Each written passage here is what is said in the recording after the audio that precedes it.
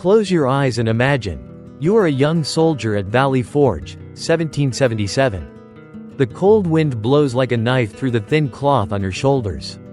Snow falls in white, covering the makeshift tents, where the only warmth comes from your own frozen breath. You look down at your feet, bare, purple with frost, and in front of you is the only thing to eat, a dry piece of bread. Lightly baked over the fire. Made from flour and water. No yeast, no salt, no oil, sometimes even with maggots and worms. But you eat anyway, not because you are hungry, but because survival is the only way to continue fighting for freedom. In the pages of history, people often talk about heroic battles, talented generals, and historic treaties, but few people talk about the American Revolution was also a culinary war. It was not a battle between this and that, it was a battle between hunger and survival. Between scarce rations and tenacity. And most of all, between eating to live and eating to resist. Because in that period, food was more than just nutrition. It was a political statement, a form of resistance, a symbol of a new nation seeking to escape the shadow of the British Empire, even at the breakfast table. The story of the culinary uprising began not with guns, but with tea. One winter night in 1773, Boston was shrouded in fog and anger. Hundreds of Americans, disguised as Mohawk Indians, quietly boarded 3 British ships anchored in the harbor. They carried no weapons. They killed no one. They did just one thing. They threw 342 chests of tea into the sea. It wasn't that they hated tea. Americans had once loved it, consuming almost as much as the British.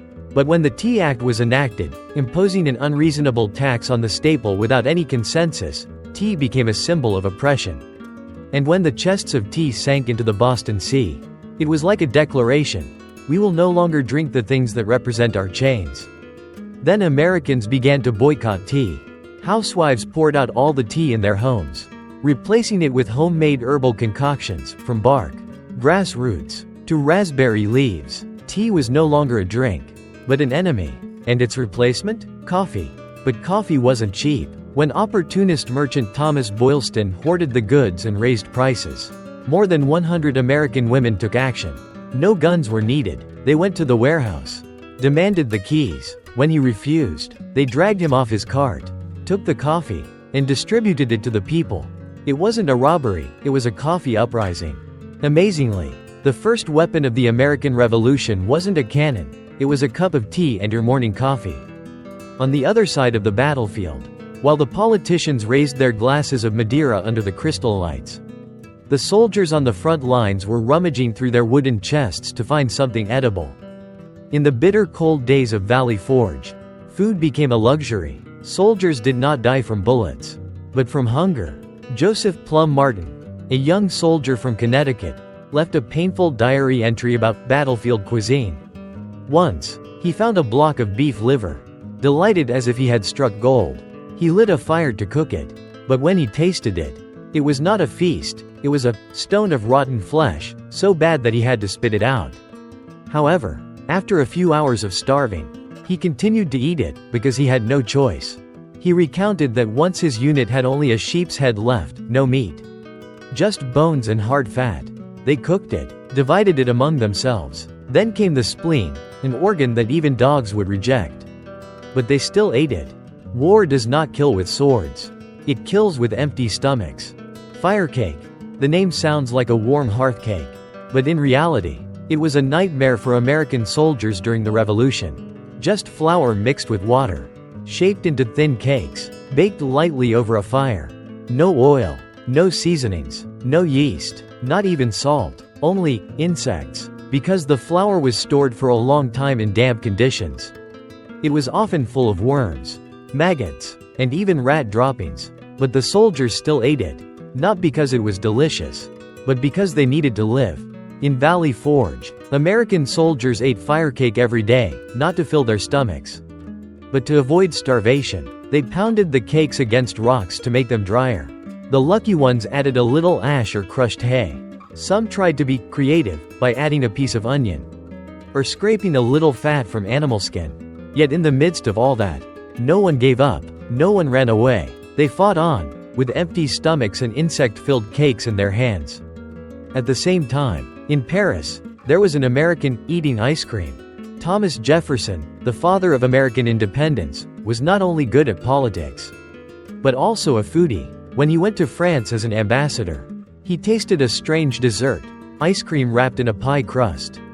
The cool taste mixed with the hot, crispy crust made him so fascinated that he wrote down the recipe himself. When he returned to America, he brought the ice cream with him, along with an imported ice cream maker and cake molds. At the White House, Jefferson introduced this dish at parties, surprising politicians, cold as ice, but melting like a dream. From then on, ice cream was no longer a specialty of European aristocrats, but became a popular dish throughout America, thanks to Jefferson, who brought the revolutionary spirit into desserts.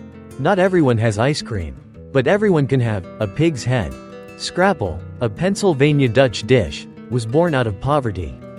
Out of desperation after every major meat was stolen, people used whatever was left: head, bones, skin, tongue, heart, simmered for hours in a large pot, strained to get the broth, then mixed with cornstarch and cheap spices.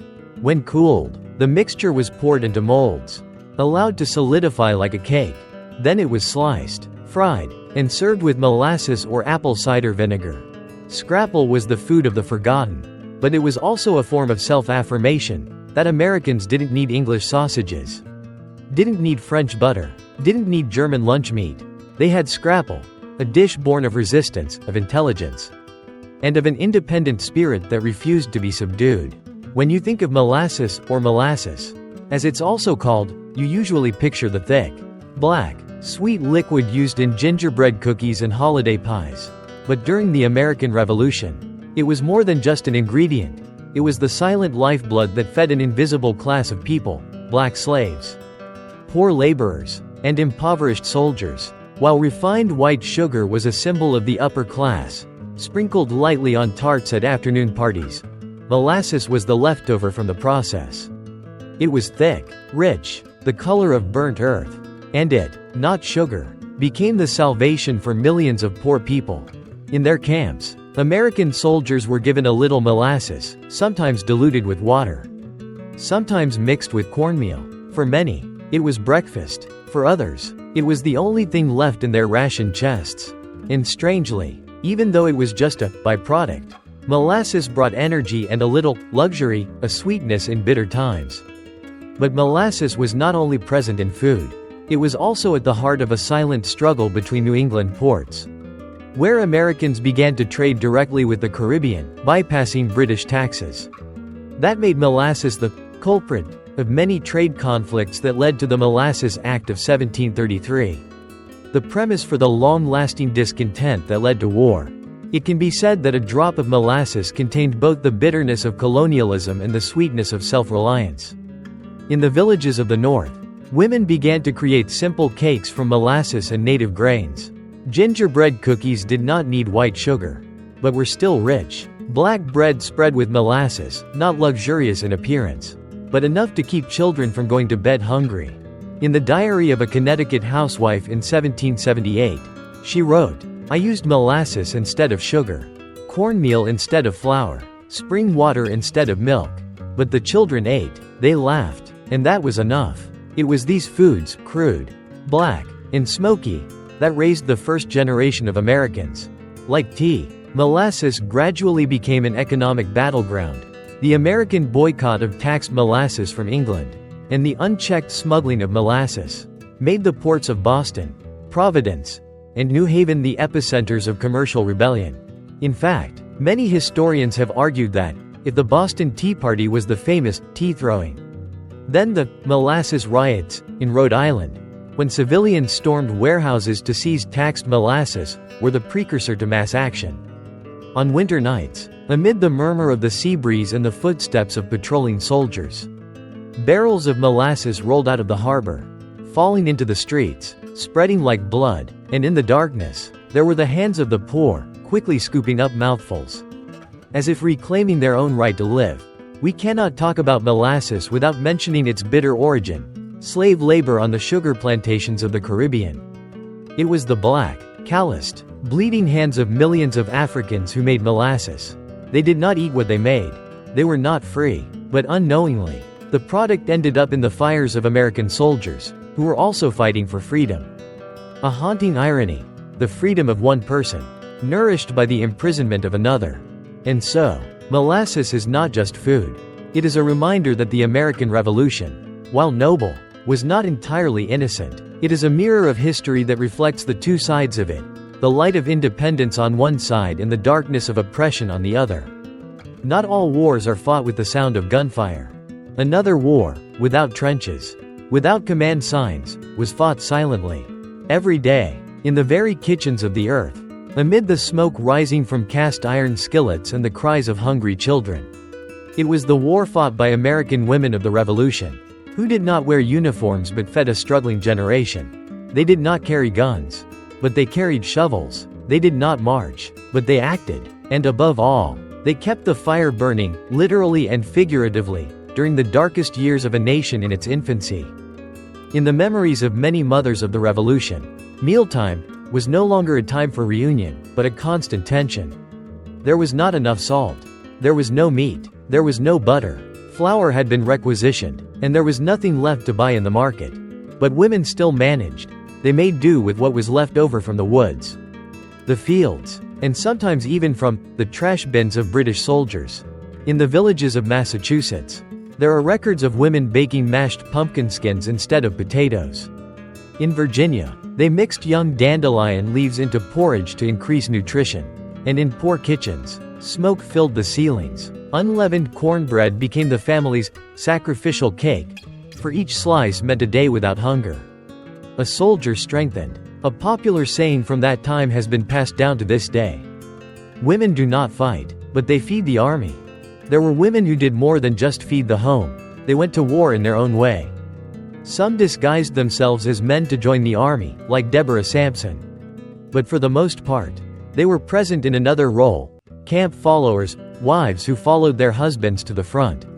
Cooking, washing, and caring for the wounded. In the barracks, they cooked for hundreds of men, in large cast iron pots the size of jars. Simmering meat, stirring porridge, and pouring soup for each soldier. They were unpaid, unnamed, and sometimes despised, but they were the backbone of logistics, the mobile kitchens that kept the army alive. Women didn't just cook, they invented. When butter ran out, they used salted lard to make cakes. When cider ran out, they fermented pear and turnip skins to make vinegar. When tea was gone, they boiled wild cherry bark with mint leaves to make herbal tea. Among the memorable innovations was Liberty Tea, a homemade tea made by housewives from raspberry leaves, chamomile leaves, and dandelion flowers, which not only smelled good but also protested the British tea tax. At the dinner table, American women performed a subtle form of protest. They refused to drink imported tea and chose to drink freedom. And so, tea became a statement. Ironically, despite their essential role in the war, the names of revolutionary women are barely recorded. They do not appear on military maps. There are no monuments to them. And even letters simply say, "My wife cooked dinner." But the truth is, without those quiet meals, the war would have ended sooner. Their sacrifice is not the glory on the battlefield, but the fire in the smoky stove, the warmth in each bowl of thin soup, the cold hands still stirring porridge all night for a feverish soldier.